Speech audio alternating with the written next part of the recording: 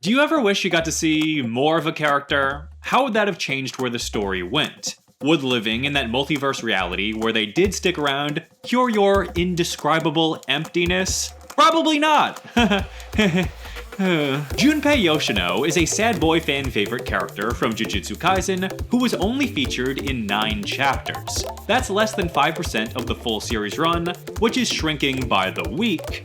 But if you stick around the JJK subreddit long enough, you're bound to see other kind-hearted sad boys lamenting the, spoilers, please leave now if you haven't read 5% of JJK, death of Junpei. But why is that, and why am I making a whole video dedicated to this one and done character? Well, I can't speak for every man, woman, and cursed baby with an internet connection, but I think Junpei is a fascinating flash in the pan for JJK because of the development that he gives Yuji. Yuji's changed a lot from the beginning of the series to where he currently is in the manga, but I won't be getting into all that, so don't worry about spoilers for anything past the versus Mahito arc. Following his death and resurrection, Yuji is a bit lost. Since his introduction, he has been focused on helping people, which was instilled in him by the master of all guilt trips. He strongly believed in making sure those around him have a natural death, but after being confronted by a giant evil baby, having his heart ripped out, and dying, Yuji's entire worldview has been flipped on its head, which I cover in this video. Please consider checking it out. Without as solid of a grip on his beliefs as Yuji used to have,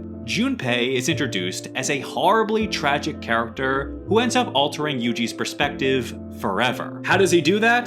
Welp, he unfortunately comes in contact with the embodiment of hatred between people and an absolute creep in the sheets, Mahito. After seeing Mahito transmogrify some bullies from his school at a movie theater, Junpei runs up and asks him, "Hey, could you teach me how to do that too?"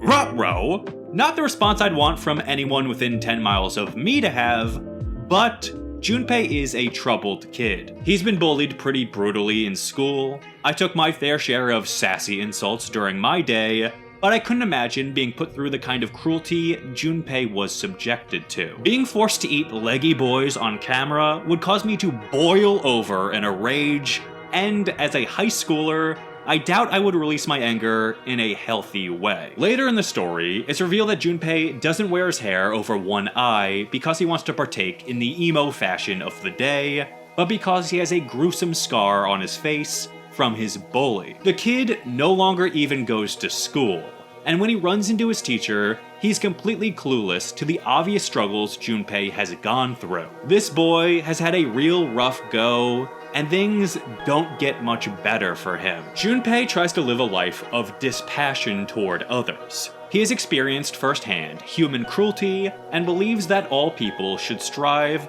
toward indifference. Although, as we see throughout the arc, Junpei is full of shit. He's very passionate about his feelings toward others and how they feel toward him. This is Junpei's first line. If there was a button for killing people I don't like, I wouldn't be able to press it. But if there was a button for killing the people who don't like me, I wouldn't hesitate. How people treat Junpei and the ones he loves is extremely important to him. He tells Mahito that if he killed his mother, he would hate him. Later on, when his mother is killed, he jumps to an illogical conclusion that the person he feels hates him the most killed his mother and attempts to return the favor. This squishy and malleable sense of morality is the ultimate cause of Junpei's tragic demise. We've all been confident youths, standing hold fast to our values we just developed until we think they're dumb, and then quickly move on to other, way more mature values. And so the cycle goes. Junpei is no different than the average teenager,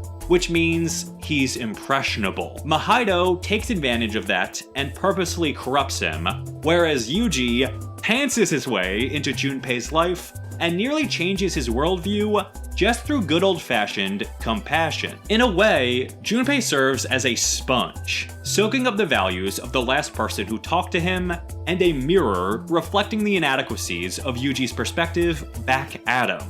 The crux of Junpei's internal conflict boils down to whether or not people have heart. Mahito convinces him that people are merely vessels for the soul and life has no value. He pushes Junpei to go beyond his indifference, to act on his instincts and hatred. A disgusting patch-faced sewer monster giving a sad boy the go-ahead to pursue his darkest impulses naturally captures Junpei's spirit. As he is about to act on said monster's sage advice by killing his teacher, Yuji jumps in. Right away, he understands Junpei's emotions. The teacher, an adult who is supposed to look after him, completely misread Junpei's relationship with his bullies, but Yuji, who has only been there for 10 seconds, quickly realizes that Junpei doesn't like that teacher at all. So, it's pantsing time! They get to talking about movies. Yuji doesn't keep any secrets from Junpei about Jujutsu High, and they have a lovely dinner together with Junpei's mom. All in all, a pretty rock-solid evening. Afterward, Junpei asks Yuji if he's ever killed, clearly considering the act himself. The value that Yuji puts in human life, and his deep hesitation to cross that line, gets Junpei to come around to his way of thinking, even after reflecting on Mahito's words. He decides that he can't kill. Then, his mom is killed, and all bets are off. Falling right into Mahito's plan, an enraged Junpei goes to his high school and tries to kill his bully with his cursed technique, a poisonous jellyfish. This technique may seem random at first, but it serves as a thematic extension of Junpei's position in the story. Poison, slowly spreading through the veins of those he hates. It's as if Mahito infected Junpei with his own poison, which Junpei transfers to others in a vicious cycle of hatred. Even the jellyfish, this amorphous blob that is supposed to go with the flow of the current, is in line with Junpei's indifference philosophy, except real jellyfish only sting those who would harm it. Junpei Shikigami is a curse that actively attacks others, symbolizing Junpei's failure to adhere to his indifference. He was fully corrupted by Mahito, exposed as a lost teenager, and lashed out due to blind hatred. This is when Yuji comes in. He gives Junpei the old fist of love, questions why he's become an active school shooter, and tries to reason with him. But at this point, Junpei is purely driven by emotion. He tries to justify his actions, but Yuji sees through his excuses. When Junpei says that people don't have heart, Yuji questions if he would say that to his mother, and Junpei finally breaks down and asks if he and his mother are cursed by people with heart. That's not fair. Those 3 words stick with Yuji.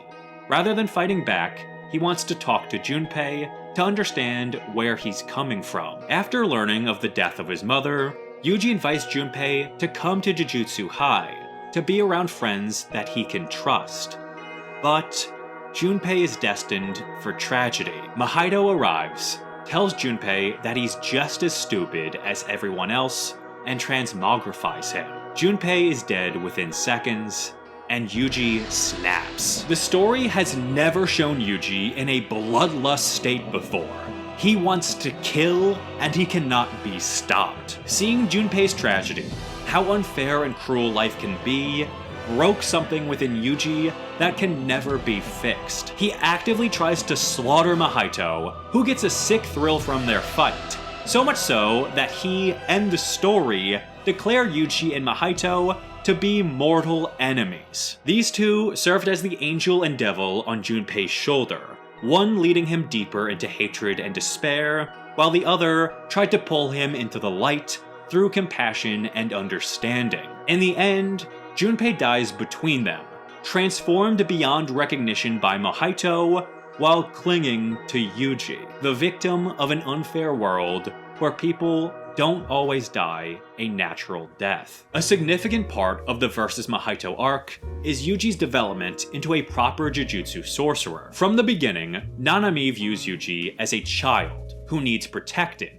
a youth who hasn't gone through the small losses in life to be considered an adult. By the end of this arc, because of the relationship he developed with Junpei, Nanami recognizes Yuji as a sorcerer, having suffered far more than the little losses most go through. In that way, the death of Junpei represents the death of Yuji's innocence. Witnessing his friend die, as well as killing other transmogrified humans, has shaken Yuji's faith in his core belief. He tells Nanami that he used to believe people should die a natural death, but now he's not even sure what a fair and natural death is. The Yuji we met at the beginning of the story is gone.